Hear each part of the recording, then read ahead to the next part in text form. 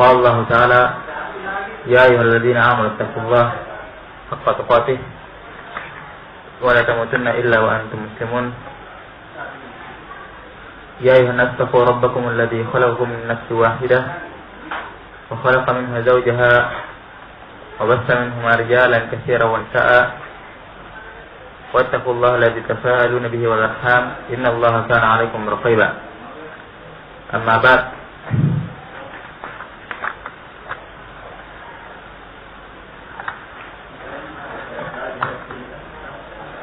Nah, terakhir kita sudah selesai membaca mensyarah hadis Itban bin Malik radhiyallahu ta'ala anhu. Fa inna Allah harrama an-nar man qala la ilaha illallah yabtaghi bidzalika wajh Allah. Sesungguhnya Allah Subhanahu wa taala mengharamkan api neraka siapa yang mengucapkan la ilaha illallah dengan syarat yabtaghi bidzalika wajh Allah, ikhlas dengan pengucapannya mengharapkan wajah Allah.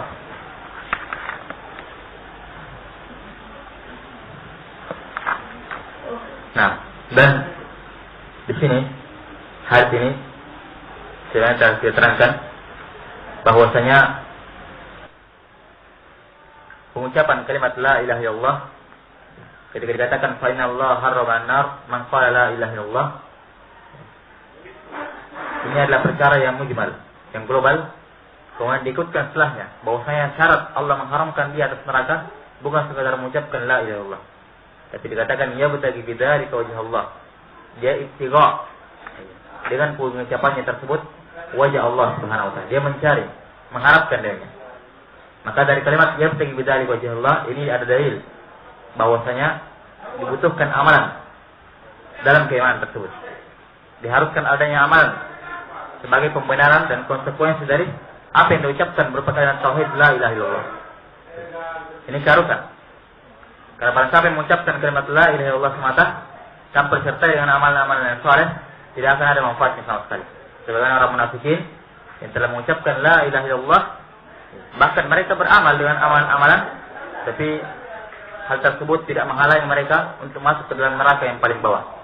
Dimasukkan Allah Subhanahu wa taala ke dalam neraka yang paling bawah bersamaan dengan pengucapan mereka la ilaha illallah, bahkan mereka sholat di belakang Nabi, bahkan mereka bersedekah, bahkan mereka ikut haji bersama Nabi. Orang-orang munafikin laksanakan amalan-amalan tapi tidak ada keyakinan di dalam hatinya, maka tidak ada manfaatnya pengucapan la ilaha illallah. Karena ini syarat ya butagi bidzalika wajh Allah, dia ikhlas mengucapkan kalimat la ilaha illallah dan terbentuk keikhlasannya diwujudkan dalam bentuk amalan. Karena siapa yang mengucapkan la ilaha illallah tanpa disertai dengan amalan apa-apa, ini menunjukkan ketidakikhlasannya, menunjukkan bahwasanya dia sekedar mengucapkan hal tersebut tidak berlandaskan dari keyakinannya. Oleh karena itulah Imam Az-Zuhri rahimahullah taala lebih memperjelas makna hadis ini. Ketika beliau setelah membawakan hadis ini, disebutkan oleh Muslim dalam sahihnya, "Tsumma wajibat ba'da dzalika umurun wa hurrimat umurun fala yaktar muqtarun bihada." Kata Imam Az-Zuhri rahimahullah menjelaskan hadis ini, saat yang mengucapkan la ilaha illallah atau Allah akan mengharamkan atas neraka orang yang mengucapkan la ilaha illallah dengan syarat dia mengharapkan dengannya wajah Allah. Kata Imam Az-Zuhri, setelah itu Allah mewajibkan kewajiban-kewajiban yang harus dilaksanakan dan Allah mengharamkan perkara-perkara yang harus ditinggalkan. Maka jangan sekali-kali ada orang yang tertipu dengan konteks hadis. Artinya jangan sampai dia mengira bahwasanya sekedar ucapkan la ilaha illallah langsung masuk surga atau di dalam masuk neraka, tidak. Karena setelahnya Allah mewajibkan kewajiban-kewajiban dan melarang dari larangan-larangan. Nah,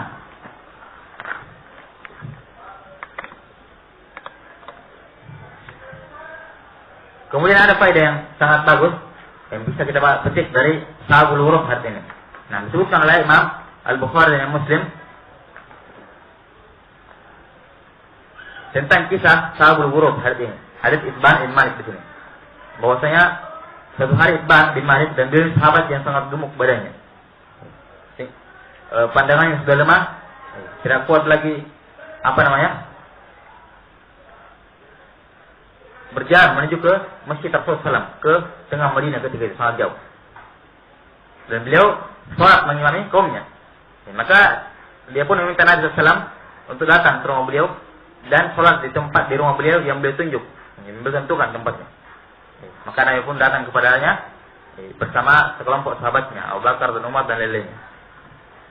Setelah masuk ke dalam rumahnya Itban, dia berkata, "Aina turidu an usalli?" Di mana engkau ingin Itban? Saya sholat di situ. Maksudnya di sini tempat yang nanti Itban menjadikan tempat sholat Rasulullah sebagai tempat sholatnya dia di rumahnya. Kata Ibn Malik, "Shalli hahuna." Sholatlah engkau ya Rasulullah di tempat ini. Wa syara ila nahiyatil bait. Dan dia menunjuk ke sudut masjid. Fasalla bihimun Nabi sallallahu alaihi wasallam rak'atain. Maka Rasulullah pun mengimami mereka salat 2 rakaat. Tsumma jalasa ala ta'amin sana'u lahu. Setelah salat 2 rakaat, beliau duduk menyantap makanan yang mereka buat untuk beliau. Faja'alu yatadzakaruna. Maka mereka pun mulai bercerita. Para sahabat bercerita. Fadzakara rajulan yuqalu lahu Malik ibn Duhsyam. Maka di tengah-tengah pembicaraan mereka menyebutkan seorang laki-laki yang bernama Malik bin Duhsyam. Maka mulailah para sahabat berkomentar, "Qala ba'dhum huwa munafik." Ada sebagian orang mengatakan dia itu orang munafik. Tidak pernah hadir salat jamaah. Nah, Faqala Rasulullah, maka Rasulullah bersabda, "La taqul hakada." Jangan ucapkan itu. Alaysa qala la ilaha illallah yuridu bidzalika wajh Allah? Bukankah dia ini mengucapkan la ilaha illallah yang diharapkan dengannya wajah Allah? Semakal, kemudian Rasul mengatakan, "Fa inna Allah haraman nar, man qala la ilaha illallah yastaghi bidzalika wajh Allah." Karena sesungguhnya Allah Subhanahu wa taala mengharamkan api neraka orang yang mengucapkan la ilaha illallah diharapkan dengan wajah Allah. Ini faedah, kisah ini mengandung banyak faedah. Petikan hikmah yang bisa kita ambil dari kisah ini. Nah, di antara faedahnya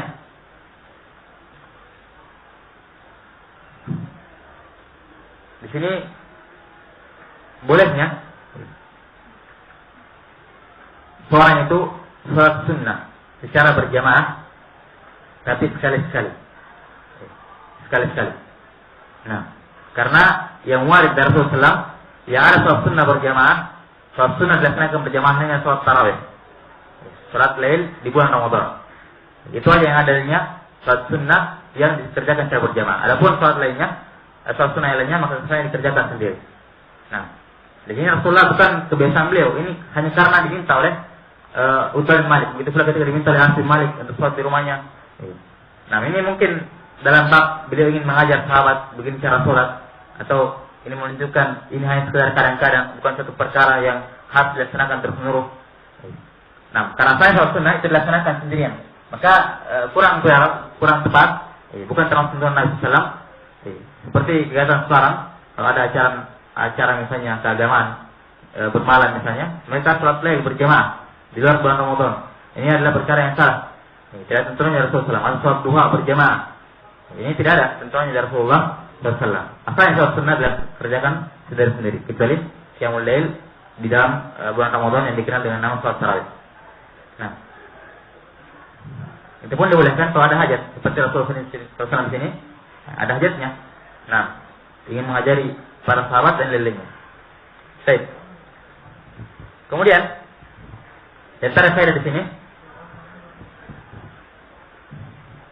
bagaimana kedudukan sholat di hadapan para sahabat Rasulullah, terutama sholat jamaah. Sampai orang tidak hadir sholat jamaah, mereka hukum munafik. Malik bin Duhsyam ini seorang muslim, tapi berhubung tidak pernah sholat berjamaah, sebagian sahabat mengatakan ini munafik, dia munafik. Menunjukkan bagaimana besarnya kedudukan sholat jamaah di sisi mereka. Dan dihukumi orang-orang yang meninggalkan sholat jamaah walaupun tidak tahu apa uzurnya, mereka sudah berprasangka jelek pada orang tersebut. Menunjukkan bagaimana pentingnya dan besarnya kedudukan sholat jamaah di hadapan kaum muslimin ketika itu. Nah, kemudian yang ketiga, di sini juga kita bisa mengambil faedah akan tidak bolehnya menghukumi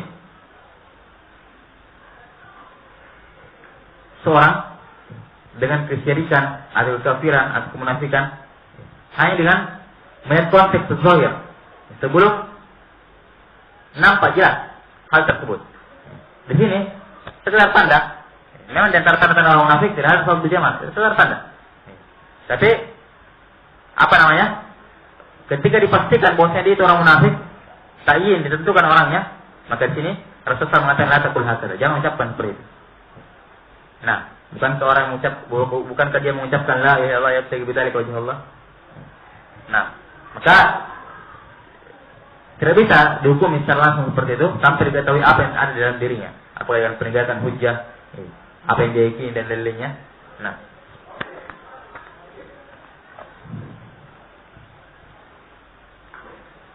jadi ini segala terang faedah yang terkandung dalam hadis ini. Kemudian pada hadis yang terakhir atau hadis dua hadis yang terakhir, kata Imam Muhammad bin Abdul Wahhab rahimahullahu taala, wa Abi Sa'id al-Khudri radhiyallahu anhu qala. An Abi Sa'id al-Khudri radhiyallahu taala anhu an Rasulillah sallallahu alaihi wasallam annahu qala. Qala Musa alaihi salam, ya Rabbi 'allimni shay'an adhkuruka wa ad'uka bih. Qala qul ya Musa la ilaha illallah. Qala ya Rabbi kullu ibadika yaquluna hada. Qala ya Musa law anna as-samawati as-sab'a wa 'amirahunna ghairi wal ardina as-sab'a fi kiffah wa la ilaha illallah fi kiffah malat bihinna la ilaha illallah. Rawahu Ibnu Hibban wal Hakim wa sahahahu.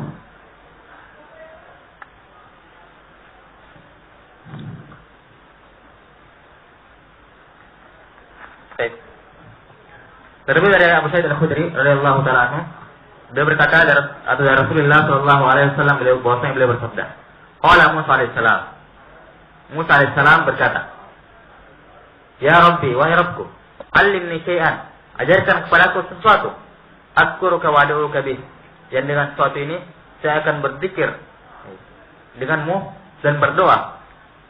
Saya akan mengingatmu dan berdoa kepadamu dengan menggunakan kalimat ini, dengan menggunakan sesuatu ini.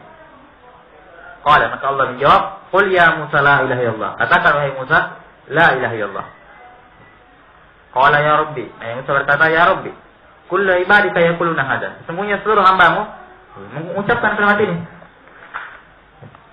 Qala ya Musa, maka Allah menjawab, ya Musa, law anna samawati sab'a wa amirahunna ghairi. Sesungguhnya seandainya langit-langit yang 7 dan seluruh penghuninya kecuali saya, wal ardina sab'a fi kiffah, dan bumi-bumi yang 7 berada satu timbangan, wala ilaha illallah fi kiffah, dan la ilaha illallah diletakkan timbangan yang lain, malat bihinna la ilaha illallah, maka akan berat la ilaha illallah dibandingkan mereka, dibandingkan 7 langit dan 7 bumi. Nah, diriwayatkan oleh Ibnu Hibban dan Hakim dan disahihkan oleh Imam Hakim rahimahullah taala dalam As-Sadr. Tapi ini hadis beliau bawakan juga dalam Fadl Tauhid wa man yukaffiru min adz-dzunub, tentang keutamaan tauhid, kalimat tauhid la ilaha illallah. Nah, hadis ini secara umum ada hadis yang lemah. Ada hadis yang lemah, walaupun beberapa konteks dalamnya ini bisa dihasankan karena ada hadis-hadis yang mendukung. Dengan nanti kita akan bawakan hadis pendukungnya. Dan hadis Abdullah bin Amr ibn al-As. Nah, hadisnya diriwayatkan Ibnu Hibban dan Hakim, dan dalam sanadnya ada rawi yang bernama Darrad ibn Sam'an Abu Samad. Dia rawi yang mungkar, baik, yang kalau meriwayatkan dari Abu Sa'id al-Khudri itu riwayatnya lebih mungkar lagi.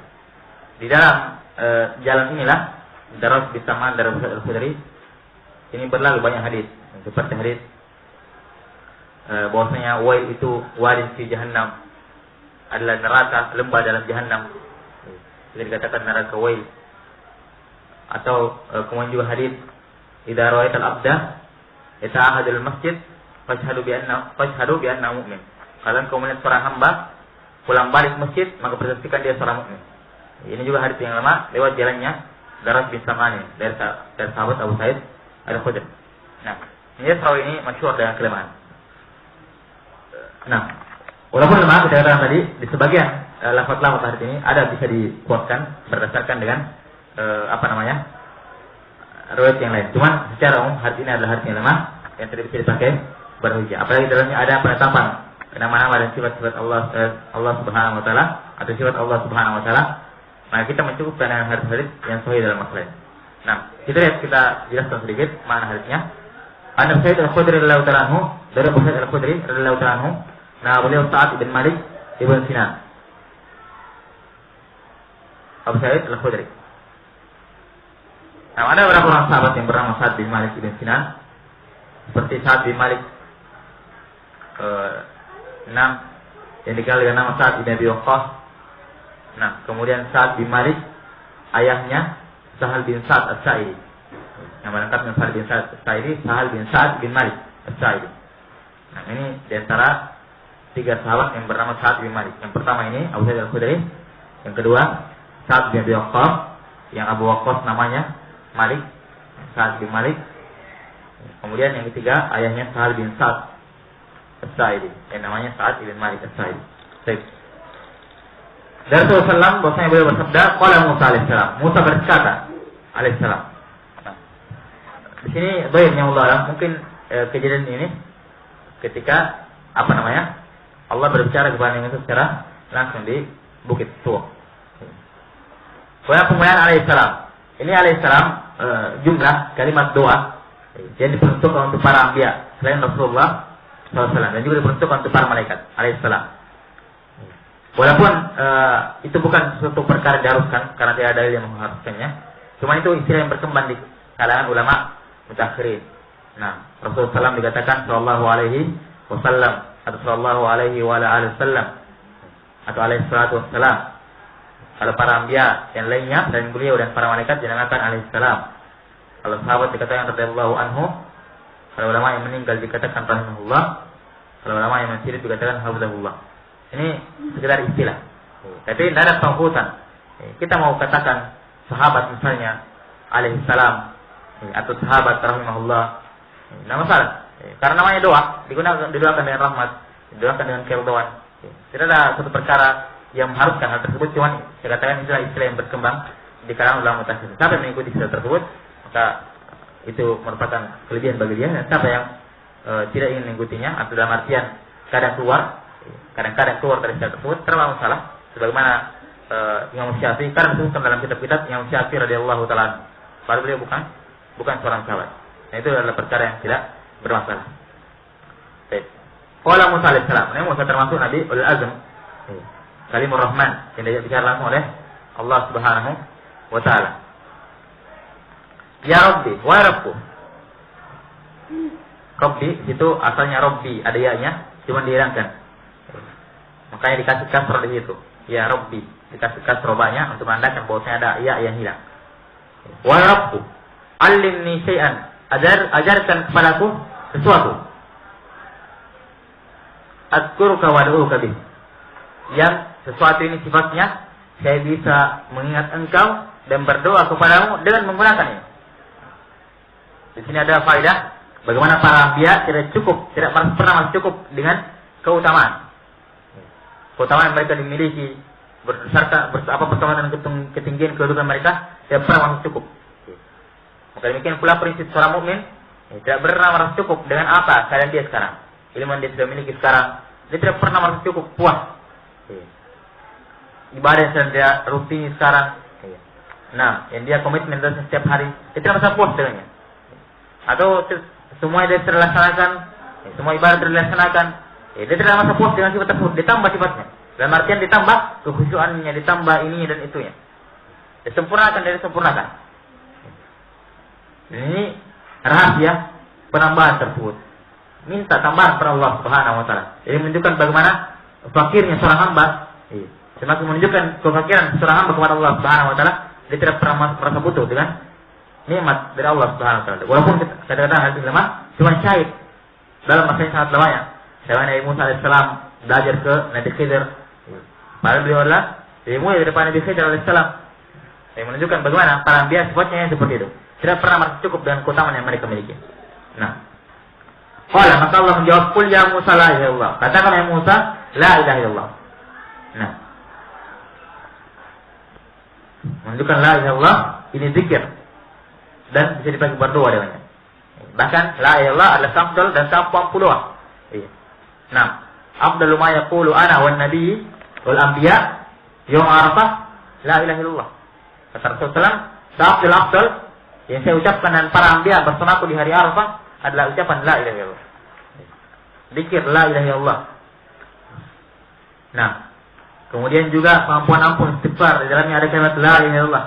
Bahkan sebagian ulama mengatakan la ilaha illallah ini adalah asma'ullahil a'zam. Inilah nama Allah yang paling besar. Yang disebut dalam hadis riwayat Abu Daud, Nabi berdoa dengan asma'ullahil a'zam, maka kalau dia minta akan diberi pasti akan diberi. Kalau dia minta ampunan pasti akan diampuni.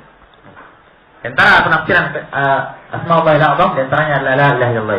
Menunjukkan bagaimana keutamaan kalimat ini.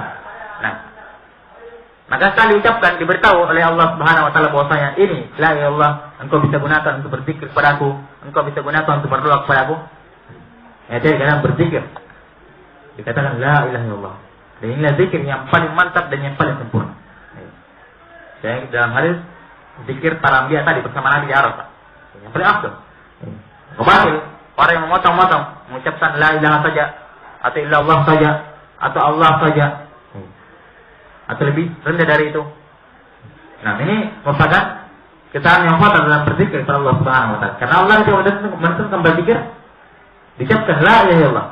Walaupun kita tidak berfoto dengan ini, banyak hadis yang lain menunjukkan bagaimana keutamaan berzikir dengan mengucapkan kalimat la ilaha illallah. Nah, maka Nabi Musa berkata, "Ya Rabbi, wahai Tuhanku, kullu ibadika yaquluna hada." Semua hamba mengucapkan ini. Kalau la ilaha illallah, ya semua hamba mengucapkan ini. Nah, ucapan Nabi Musa di sini bukan menganggap enteng kalimat la ilaha illallah, bukan menganggap rendah atau menunjukkan rendahnya keutamanya, tidak. Justru kalimat ini adalah kalimat yang besar dan hebat. Tapi Nabi Musa ingin suatu kekhususan yang tidak dimiliki oleh kaum mukminin yang lain ketika itu. Jadi tidak menunjukkan bahwa beliau menganggap enteng perkara ini, tidak. Nah, tapi ada perkara yang paling besar yang paling hebat, cuma beliau ingin tambahan yang tidak diberikan kepada orang-orang lain, ya, kaum mukminin ketika itu. Maka Allah pun mengkabarkan, wahai Musa, tanahnya 7 langit dan 7 bumi, 7 langit dan penghuninya selain saya, dan 7 bumi berada suatu timbangan, diletakkan suatu timbangan, dan la ilaha illallah di timbangan lain, maka akan lebih berat la ilaha illallah daripada mereka seluruhnya. Nah. Baik. Dan sini ada perkara-perkara akidah. Misalnya penetapan bahwasanya langit itu 7, 6, dan muat dalam Al-Quran. Kemudian langit itu memiliki penghuni-penghuni, walaupun tidak berdasarkan dari hal ini, cuman muat dari maksud Al-Quran dan hadis Rasulullah bahwasanya langit itu berpenghuni. Langit itu berpenghuni. Misalnya hadis Rasulullah tentang tidak ada 4 jari di langit kecuali dalamnya ada malaikat, padanya ada malaikat yang bersujud, ruku atau beribadah ibadah. Nah, begitu pula kisah ketika Allah berfirman, maka didengar oleh malaikat Jibril, bahwa Jibril turun ke langit yang ke-6, didengar tanya oleh para malaikat di langit yang ke-6 apa diucapkan oleh Rabb kita Jibril, terus sampai ke langit dunia. Ini menunjukkan bahwa langit itu punya penghuni-penghuni, ada penghuninya. Nah, dan menunjukkan juga bahwa bumi itu 7. Disebutkan Al-Quran, "Huwallazi khalaqa sab'a samawati wa minal ardi mislahun." Dan surah Talaq ayat 12. Dialah Allah Subhanahu wa taala menciptakan 7 langit, wa minal ardi mislahun, dan bumi juga seperti itu. Yani jumlahnya juga 7 kata para ulama. Nah, disebutkan dalam hadis, siapa yang merampas 1 jengkal bumi di dunia ini, maka dia di hari kiamat akan dikalungkan dengan 7 lapis bumi. Menunjukkan bahwa bumi itu ada 7. Nah, walaupun penetapan 7 tersebut diperselisihkan oleh para ulama, ada yang mengatakan 7 bumi, yakni atau dalam penetapan 7 lapis bumi tersebut, 7 lapis tersebut, ada yang mengatakan 7 lapis, yakni 7 lapis, berlapis-lapis. Memang berlapis, tidak ada perantara antara lapis pertama dengan lapis setelahnya. Lapis kedua dengan lapis yang ketiga tidak ada perantaranya, bergabung semuanya. Dan ada yang mengatakan antara lapis pertama, lapis yang kedua, itu ada udara di situ, ada ruangan di situ, dan di situ pun ada makhluk hidup. Nah, ini jelas di kalangan para ulama. Walaupun persisnya ini tidak ada faedah yang besar di balik mengetahui. Nah, dan yang ditimbang, maka la ilaha illallah akan jauh lebih berat. Nah, ini hadis jelas yang kita katakan tadi, ada mana-mana yang benar. Dan sini atau mana-mana tersebut juga terdapat dalam hadis Abdullah bin Amr bin As riwayat Bukhari dan Muslim. Disebutkan oleh Imam Ahmad rahimahullah taala. Atau hadis Abdullah bin Amr bin As riwayat Imam Ahmad, bukan riwayat Bukhari Muslim ya, riwayat Imam Ahmad. Bahwasanya Nabi Nuh alaihissalam berkata ketika dia ingin wafat, berwasiat kepada anak-anaknya, "Amuruka bila ilaha illallah, fa inna as-samawati as-sab'a wal ardina as-sab'a law wudiyat fi kiffah wa la ilaha illallah fi kiffah rajahat bihinna la ilaha illallah. Walau anna as-samawati as-sab'a wal ardina as-sab'a kanat halqatan mubhamah qasamathunna la ilaha illallah." Nabi Nuh alaihissalam berkata kepada anaknya ketika beliau ingin meninggal, Amuruka bila ilaha illallah. Saya boleh memerintahkan engkau dengan kalimat la ilaha illallah. Ini wasiat yang paling besar. Ya Allah wasiatkan kepada para anbiya, kepada ahli kitab dan orang-orang setelahnya. Hendaknya mereka bertauhid, berla ilaha illallah. Nah, dan ini pula yang diwasiatkan oleh Nabi Nuh alaihissalam kepada anaknya ketika beliau ingin meninggal. Ini wasiat yang paling besar yang harus diwasiatkan kepada anak-anak keturunan. Sebagaimana dalam firman-Nya Allah menyatakan, Am kuntum syuhada idh hadara Ya'qub al-maut idh qala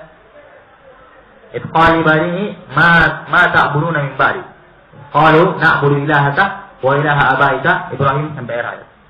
Apakah engkau hadir wahai Muhammad ketika Ya'qub dihadiri oleh kematian? Kata dia berkata kepada anak-anaknya, siapa yang kamu sembah setelah saya? Maka anak-anaknya menjawab, kami menyembah Tuhanmu dan Tuhannya bapakmu Ibrahim, Ismail dan seterusnya. Nah, dan juga doa Nabi Ibrahim alaihissalam, wajilni wa bani na'budul asnam, jauhkanlah saya dan anak keturunanku dari menyembah berhala. Jadi menunjukkan bahwa ini merupakan wasiat yang paling besar yang wajib disampaikan kepada anak-anak keturunan dia. Karena hal tersebut merupakan benteng dan pelindung bagi keluarganya dari api neraka. Maka sini Nabi Nuh berwasiat kepada keluarganya, anaknya, saya mewasiatkan engkau dengan la ilaha illallah, memerintahkan engkau dengan la ilaha illallah. Nah tentunya ketika diucapkan la ilaha illallah, tidak perlu orang-orang Arab dahulu atau para anbiya yang dahulu, zaman-zaman dahulu, atau orang Arab zaman Rasulullah, ketika diucapkan la ilaha illallah, tidak perlu disyarat lagi. Ini syarat-syaratnya, ini rukun-rukunnya. Dari kalimat la ilaha illallah sudah nampak apa yang diharuskan dengannya. Ini kita sudah singgung bahwasanya orang musyrikin zaman Rasulullah tahu betul namanya la ilaha illallah. Makanya dari pelajaran ini syaratnya la ilaha illallah, ini rukun-rukunnya la ilaha illallah, ini konsekuensinya la. Karena dari kalimat la ilaha illallah sudah terkandung, sudah dipahami oleh orang Arab murni apa yang diinginkan dari kalimat la ilaha illallah. Maka cukup diucapkan. Makanya Rasulullah SAW ketika perintahkan orang musyrikin, cukup perintahkan ucapkan la ilaha illallah. Adapun orang sekarang ketika sudah mengucapkan la ilaha illallah belum cukup. Nah, maka jangan perhatikan yang hadis yang kita katakan tadi, saya mengucapkan la ilaha illallah masuk surga. Beda orang musyrikin zaman dahulu dengan sekarang. Sekarang butuh disyarat, dijelaskan ini konsekuensinya, ini keharusannya, ini amal-amalnya. Orang musyrikin dahulu tidak perlu. Makanya tinggal suruh ucapkan la ilaha illallah, mereka sudah tahu sendiri apa konsekuensinya. Makanya nas-nas yang mengatakan saya mengucapkan la ilaha masuk surga, ucapkan la ilaha dari hidupnya masuk surga, itu yang iya mengucapkan la ilaha dari hidup masuk surga. Karena orang musyrikin sudah tahu apa karenanya. Yakini apa mananya. Apa orang sekarang belum tentu. Maka perlu diajari, perlu diperjelas, disyarat, dipanjang lebarkan pembahasannya kepada kaum muslimin dalam masalah ini. Maka jeruh, saya memerintahkan engkau wahai anakku dengan la ilaha illallah. Kenapa? Fa inna samawati sab'a wal ardina sab'a la wudi'at fi kiffah wa la ilaha illallah fi kiffah rajahat bihinna la ilaha illallah. Karena semuanya 7 langit, 7 bumi. Karena ini diletakkan satu timbangan dan la ilaha illallah di timbangan lain, maka akan lebih berat la ilaha illallah. Walau anna samawati sab'a wal ardina sab'a. Karena 7 langit dan 7 bumi kanat halaqatan mubhamah. Dia terbentuk menjadi satu rangkaian, menjadi lingkaran yang sangat kokoh dan kuat. Fatahunna la ilaha illallah, maka akan dihancur leburkan, dipisahkan oleh kalimat la ilaha illallah. Dan ini kalimat ucapan Rasulullah sini bukan takribul afham, bukan sekedar ingin mendekatkan pemahaman, bukan sekedar ingin memberikan percontohan. Tapi beginilah kenyataannya. La ilaha illallah mengalahkan hilang tertimbul. Ini hakikat, bukan sekedar ingin mendekatkan pemahaman kaum muslimin, ingin apa namanya agar mereka lebih paham. Tapi sebenarnya bukan seperti itu, tidak. Ini kenyataan, beginilah keadaannya sekarang. 7 langit dan 7 bumi dari berat kalimat la ilaha illallah. 7 langit dan 7 bumi bisa dihancurkan, leburkan oleh kalimat la ilaha illallah. Dan juga dengan kedahsyatan dan kehebatan kalimat tauhid la ilaha illallah. Nah, dan juga misalnya dengan hadis ditambah juga dari hadis Abdullah bin Abbas yang muslim. Apa ayat yang Muhammad? Hadis masyhur. Bagaimana kalimat la ilaha illallah menerbangkan semua kesan-kesan yang dia perbuat sebanyak 99 sujud. Bukan lebih berat, bukan terangkat sedikit, tapi terbang. Katanya menunjukkan berapa kali kalimat la ilaha illallah. Itu menunjukkan bagaimana keutamaan kalimat tauhid la ilaha illallah yang bisa menghapuskan seluruh dosa-dosa. Yang besar maupun yang kecil semua terhapuskan dengan kalimat tauhid la ilaha illallah dengan syarat. Nah, dia terpenuhi apa perkara-perkara yang merupakan konsekuensi dari kalimat tauhid la ilaha illallah. Nah.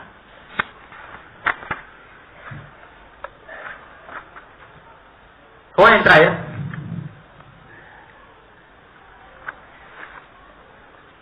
Wal-Tirmidzi hasanah.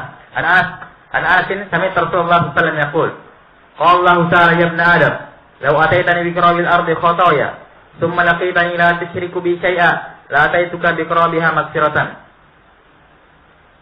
Kata beliau dari Tirmidzi, yang Tirmidzi wa hasanahu, dan beliau hasankan an Anas dari Anas. Annahu qala, bahwasanya beliau berkata, sami'tu Rasulullah sallallahu alaihi wasallam yaqul, qala Allah ta'ala, saya mendengar Rasulullah bersabda, Allah Ta'ala berfirman, ya ibn Adam, wahai anak Adam, law ataitani bi qurabil ardi khataaya, seandainya engkau menjumpai saya dengan qurab. Qurab itu seukuran yang mendekati, yuqaribuha, yang mendekati ukuran bumi, apakah dalam bentuk isinya, dalam bentuk beratnya, dalam bentuk besarnya. Jadi dosa, kalau engkau berjumpa dengan saya dengan satu dosa, yang dosa ini isinya, beratnya, luasnya mendekati bumi atau bahkan lebih. Tapi la summa laqitani la tusyriku bi syai'a, akan tapi engkau tidak atau berjumpa denganku dalam keadaan tidak pernah berbuat kesyirikan denganku, sedikit pun juga, la taituka bi qurabiha maghfiratan, maka saya juga akan mendatangi engkau bi qurabiha, di seukuran itu. Sekuan dosamu itu maghfiratan, ampunan. Nah, ini jelas di pendalilannya. Beliau masukkan hal ini dalam hadis fadl tauhid wa man yakfir min az-dzunub.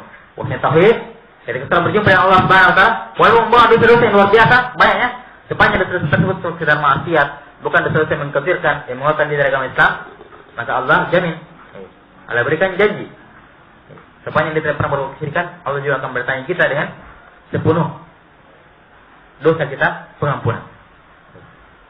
Dan janji dari Allah Subhanahu wa taala, la yusrifullahu al-mi'ad, Allah tidak akan menyelisih janjinya. Baik. Datang dari Tirmidzi, dari Imam Tirmidzi. Imam Tirmidzi Muhammad ibn Isa ibn Sawrah Abu Isa. Nama lengkap beliau. Seorang pengarang kutub sittah Jami' at-Tirmidzi. Wa hasanahu, dan beliau menghasankan hadisnya. Ini hadis yang hasan dihasankan oleh Al-Hafidz Ibnu Hajar rahimahullah taala. Dari Anas bin Malik radhiyallahu anhu, Anas bin Malik khadimun Nabi sallallahu alaihi wasallam, para yang Nabi sallallahu selama 10 tahun. Abu Hamzah sebutkan Rasulullah SAW berdoa kepada beliau, Allahumma aktsir malahu wa waladahu. Ya Allah, perbanyaklah hartanya dan anak-anaknya. Sampai katakan Anas bin Malik, setelah didoakan itu, tidak ada penghuni kota Madinah lebih kaya dari saya. Dan sebutkan bahwasanya beliau memiliki anak 100 dengan doa Rasulullah SAW ini.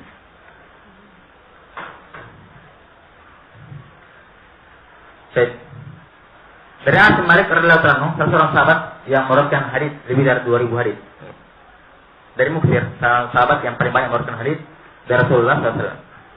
Kata beliau, sami Rasulullah SAW yaqul, saya mendengar Rasulullah SAW bersabda, qala Allah Ta'ala, Allah Ta'ala berfirman. Ini hadis dinamakan hadis apa? Hadis al-Qudsi. Hadis Qudsi dinamakan dia hadis Qudsi dari kata kudus. Kudus artinya apa? Suci. Yang suci. Nah, karena yang mengucapkannya itu Allah Subhanahu wa taala yang Maha Kudus, yang Maha Suci. Maka dinamakan hadis al-Qudsi. Nah, ini sebab kepada nama Allah Al-Qudus. Nah, dari hadis Qudsi ini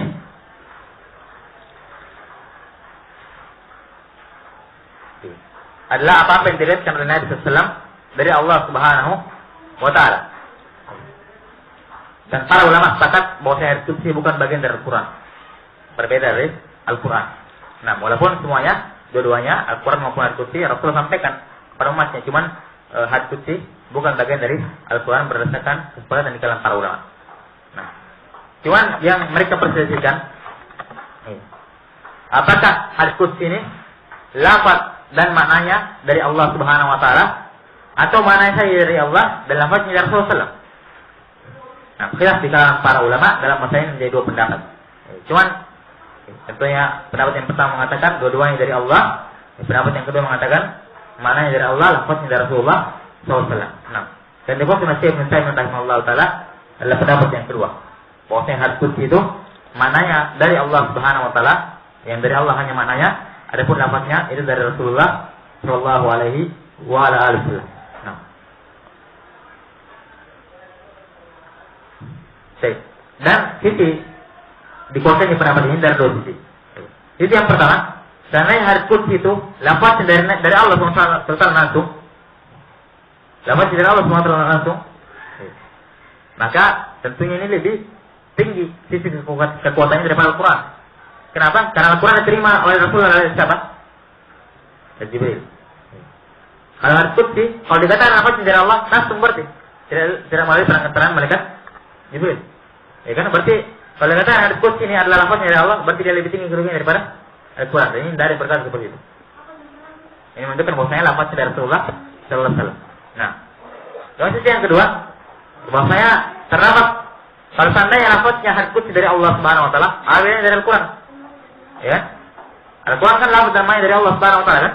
Hadis qudsi seandainya lafaz juga dari Allah, awalnya dari Al-Quran. Tentunya ada perbedaan antara Al-Quran dan hadis qudsi.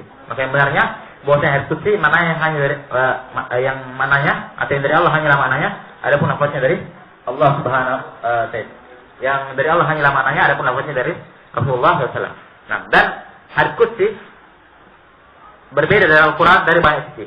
Di antaranya Al-Quran itu yutabat bitilawati, diberikan ganjaran dengan membacanya. Bukan artinya kalau membaca hadis qudsi tidak mendapatkan pahala, tapi ada pahala khusus yang diinginkan dengannya. Jadi Al-Quran ketika dibaca dia beribadah dengan pahala khusus di situ. Nah, khusus dalam membaca Al-Quran satu huruf dapat 10 pahala. Ada hadis qudsi tidak seperti itu. Dia masuk dalam zikir-zikir secara umum, hadis-hadis yang lain. Ya, tidak ada bentuk peribadatan khusus di dalamnya.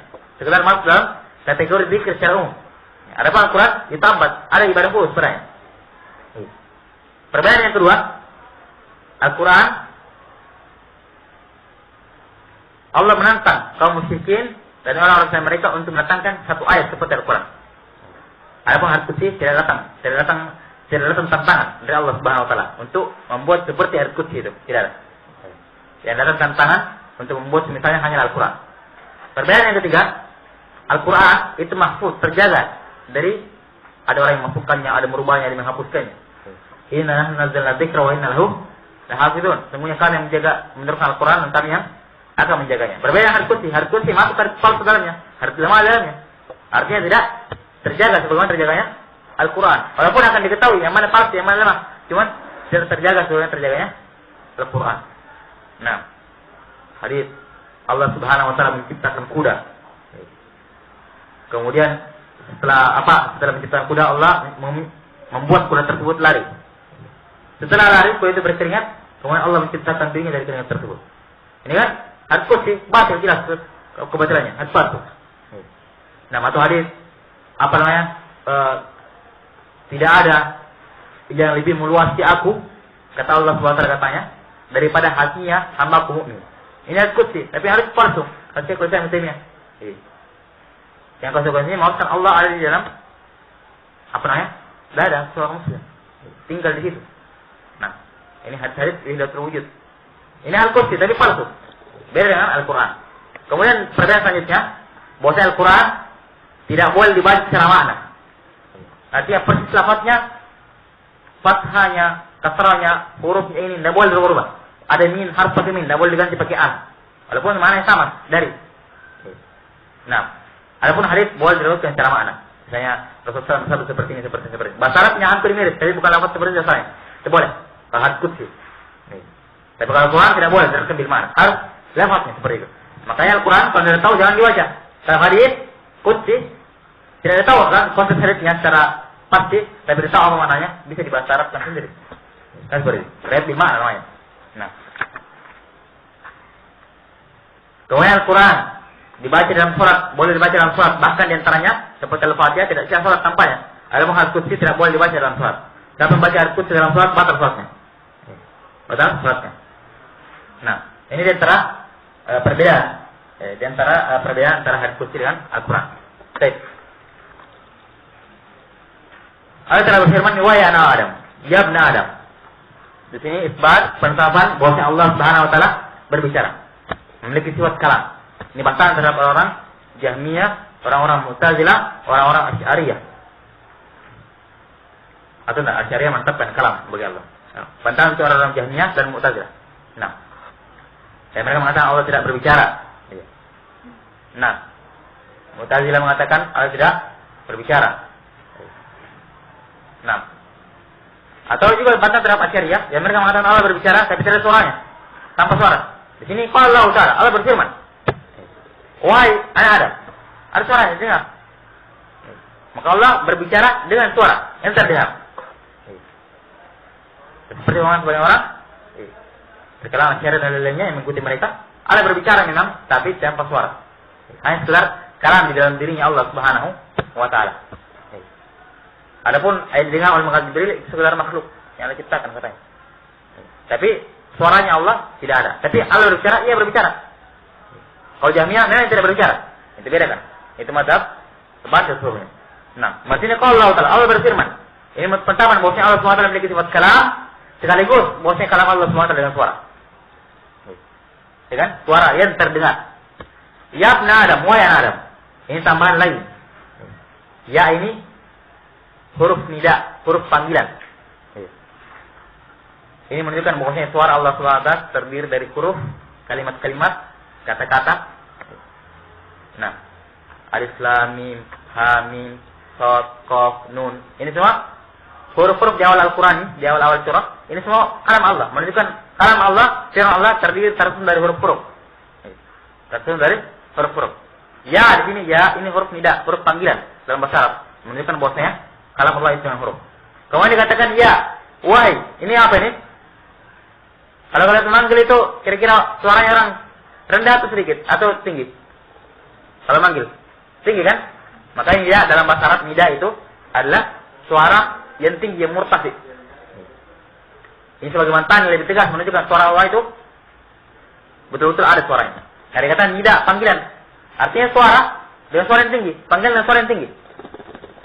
Tidak mungkin dikatakan nida kalau dari suaranya, ya? Tidak mungkin dikatakan nida kalau tidak ada suaranya. Karena nida itu secara bahasa adalah panggilan dengan suara yang tinggi. Panggilan dengan suara yang tinggi. Baik. Kalau sini ditetapkan beberapa sifat untuk Allah. Sifat yang pertama, bahwasanya Allah berbicara. Yang kedua, dia tidak sekedar berbicara, tapi Allah menyeru dengan suara yang tinggi. Ya kan? Dari suara ya abna Adam ini.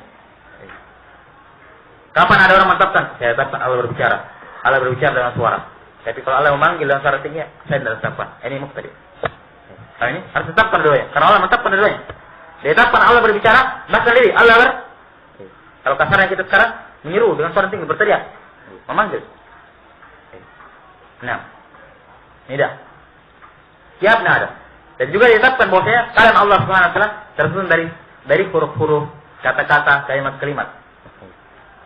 Nah, wahai Adam, wahai anak Adam. Anak Adam di sini, Doir di sini mencakup jin dan manusia. Karena ini hukum berlaku untuk jin dan manusia. Walaupun asalnya di sini anak Adam adalah manusia, cuman mungkin Allah alam. Kalaupun kita katakan ini hadis anak Adam yang diinginkan di sini sekedar manusia saja, maka kita katakan jin juga masuk dalamnya karena dua-duanya mukallaf. Tanpa ada perbedaan. Nah, wahai anak Adam, wahai anak Adam. Lau ataitani, seandainya engkau menjumpai saya. Ini isyarat bahwasanya orangnya sudah meninggal. Ini sudah meninggal dia karena sudah berjumpa dengan Allah Subhanahu wa taala. Wa alamu annakum lan tarawna rabbakum hatta tamutu. Ketahuilah semuanya kalian tidak akan melihat Rabb kalian sampai kalian meninggal. Bukan sini berjumpa isyarat menunjukkan bahwasanya dia sudah meninggal, sudah mati. Engkau berjumpa dengan saya di qurabil ardi khataya dengan membawa qurab seukuran beratnya, timbangannya, besarnya, isinya bumi khataya, semuanya berisi dosa.